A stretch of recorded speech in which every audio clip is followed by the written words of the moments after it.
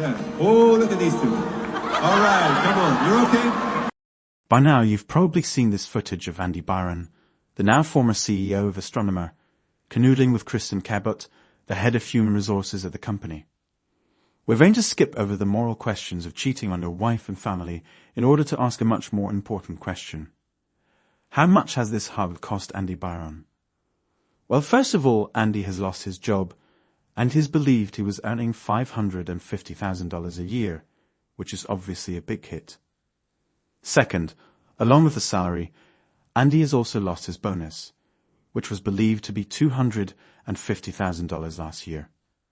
So, just in terms of income, Andy is now down $800,000 a year. But frankly, that's chicken feed compared to the capital loss suffered. You see, as an early employee in a startup company, Andy was awarded stock options in Astronomer. And as CEO, Andy got a lot of options. It is believed Andy owned 5% of Astronomer, and the company was valued at $1.3 billion at its most recent funding round, meaning Andy was worth $65 million. The operative word here being was. You see, stock options are awarded with provisions attached to them, such as remaining with the company and not bringing the company name into disrepute, etc.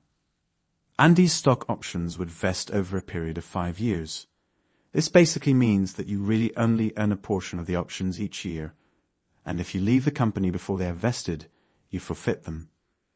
In Andy's case, he joined the company in 2023, and assuming a 1-year cliff, where no shares vest in the first year, he has actually only secured 25% of all the options he was awarded. This means Andy has currently only earned $16.25 million of the total $65 million award. The other $48,750,000 has now been lost, already making this the most expensive hub in history. But things could get even worse for Andy.